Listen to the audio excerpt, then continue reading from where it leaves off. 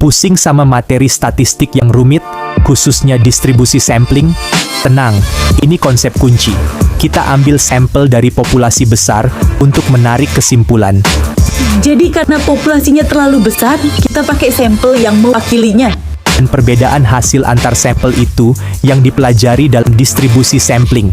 Belajar statistik jadi lebih mudah dan menyenangkan dengan paket lengkap ini.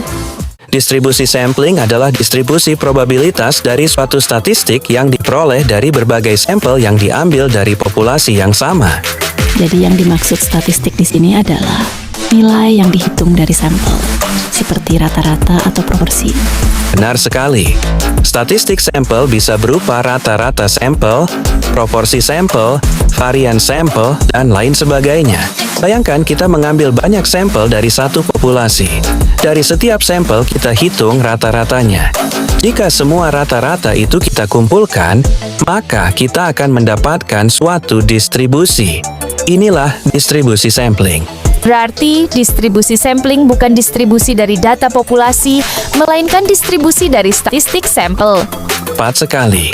Sekarang kamu sudah paham konsep dasar distribusi sampling. Bingung cara menghandle data yang sangat banyak? Contohnya, mau cari rata-rata tinggi badan seluruh mahasiswa di kampus?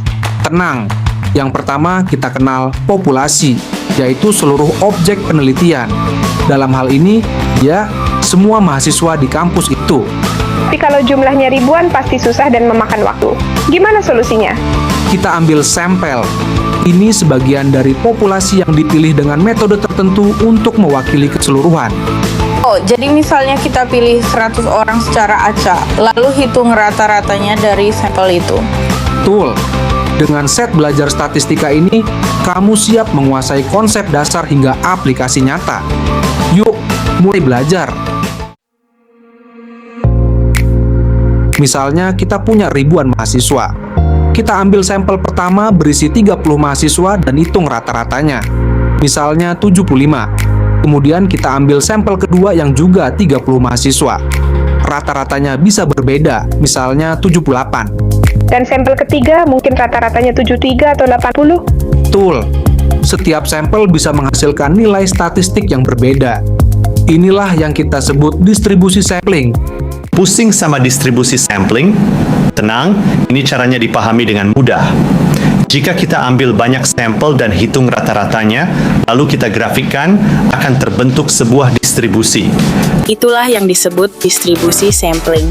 Biasanya, kurvanya menyerupai distribusi normal atau kurva lonceng ini. Menarik sekali. Jadi walaupun rata-ratanya berbeda, distribusinya tetap punya pola. Terus terang bikin paham.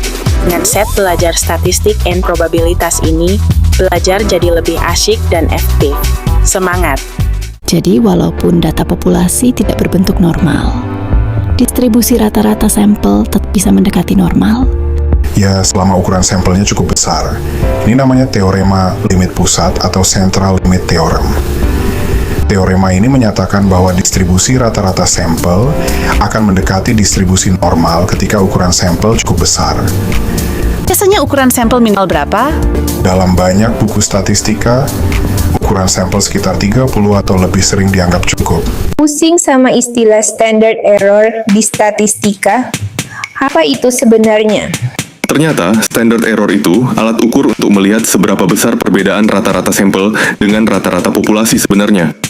Oh, jadi kalau nilainya kecil, artinya rata-rata sampel kita dekat banget sama rata-rata populasi. Akurat. Benar sekali. Dan ingat, makin besar ukuran sampel kita, makin kecil nilai standard errornya. Mastering statistika jadi lebih mudah dengan set studi lengkap ini.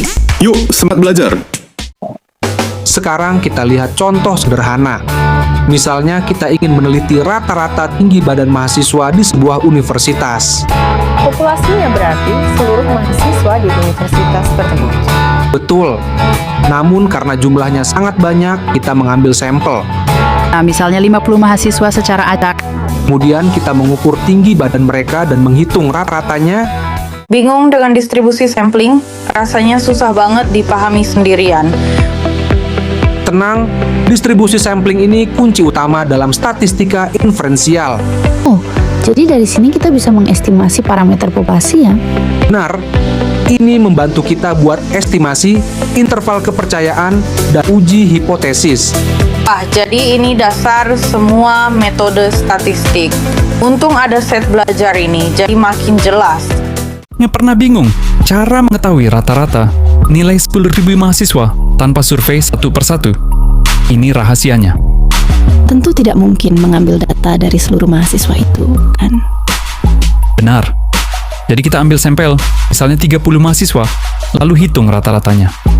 Misalnya hasilnya 72. Lalu kita ambil sampel kedua, juga 30 mahasiswa, dan hasilnya 75. Jadi, semua nilai rata-rata sampel ini akan membentuk suatu distribusi? Itulah yang disebut distribusi sampling dari rata-rata sampel. Mudah, kan? Jika kita memplot semua rata-rata sampel yang kita peroleh tadi ke dalam grafik frekuensi, maka kita akan melihat pola tertentu. Grafiknya terlihat seperti kurva lonceng. Benar sekali. Dalam banyak kasus, distribusi rata-rata sampel akan berbentuk distribusi normal. Walaupun data populasi belum tentu normal. Tepat sekali. Inilah salah satu alasan mengapa konsep distribusi sampling sangat penting dalam statistika. Pusing dengan distribusi sampling? Apa pengaruh ukuran sampel kecil versus besar? Jika kita ambil sampel kecil, misalnya 10 orang, variasi rata-rata sampel biasanya lebih besar. Artinya, hasil rata-ratanya bisa sangat berbeda antar sampel. Tapi, jika ukuran sampelnya besar, seperti 100 orang, variasinya akan semakin kecil. Sehingga rata-rata sampel akan mendekati rata-rata populasi. Oh, sekarang aku paham. Misalnya, kita ingin mengetahui rata-rata pengeluaran mahasiswa setiap bulan. Kita bisa mengambil sampel mahasiswa dan menanyakan berapa pengeluaran mereka. Ya, jika kita mengambil sampel kecil, misalnya hanya 10 mahasiswa, hasil rata-ratanya mungkin kurang stabil. Namun jika kita mengambil 100 atau 200 mahasiswa, hasilnya biasanya lebih mendekati kondisi sebenarnya. Inilah alasan mengapa ukuran sampel sangat penting dalam penelitian. Selain dari rata rent, kurva distribusi sampling juga dapat found bisbet kudus minus of indefinite proporsi. Contohnya bagaimana? Misalnya by turunkan menggunakan bukis berapa persen asas syukur video kudus klaim belajar o 7 kulok lihat video dibandingkan ke. Kita bisa mengambil sampel mahasiswa dan menghitung proporsinya. Percekin, dia lagi terima sambil banyak ke sampel, proporsi-proporsi tersebut akan membentuk distribusi sampling. Namun, ada satu syarat penting dalam distribusi sampling, yaitu sampel harus diambil secara acak. Kenapa harus acak? Karena jika sampel tidak diambil secara acak, maka sampel tersebut mungkin tidak mewakili populasi. Misalnya kita hanya mengambil sampel dari satu kelas saja. Benar, hal tersebut dapat menyebabkan bias dalam penelitian. Distribusi sampling sangat sering digunakan dalam berbagai penelitian ilmiah. Misalnya dalam penelitian ekonomi, pendidikan, atau kesehatan. Ya, dengan menggunakan distribusi sampling, peneliti dapat memperkirakan parameter populasi tanpa harus meneliti seluruh populasi.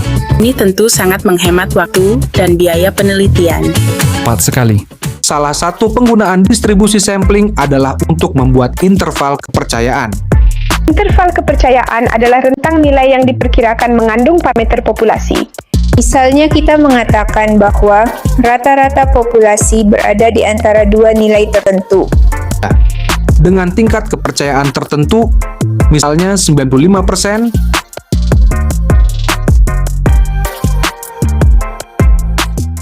Sering bingung kenapa harus belajar distribusi sampling? Ini kuncinya. Distribusi sampling sangat penting dalam pengujian hipotesis. Hipotesis itu dugaan sementara yang ingin kita uji dalam penelitian. Misalnya, kita ingin uji apakah metode belajar baru bisa naikin nilai mahasiswa. Dengan distribusi sampling, kita bisa tahu apakah perbedaannya signifikan atau cuma kebetulan. Selain penelitian, buat apa lagi sih distribusi sampling itu? Sangat penting untuk pengambilan keputusan berbasis data di banyak bidang seperti ekonomi, bisnis, hingga kesehatan. Berarti hasil penelitian yang jadi dasar itu didasarkan pada data sampel.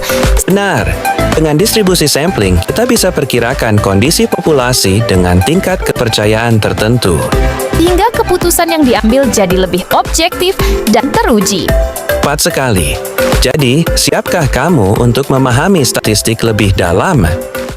Sebelum kita benar-benar mengakhiri pembahasan ini, mari kita rangkum kembali beberapa konsep utama yang telah kita pelajari.